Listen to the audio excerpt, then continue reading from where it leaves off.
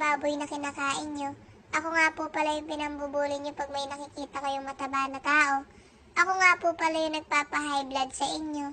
At ako nga po pala yung baboy na aalagaan at palalakihin nyo lang para patayin at kainin.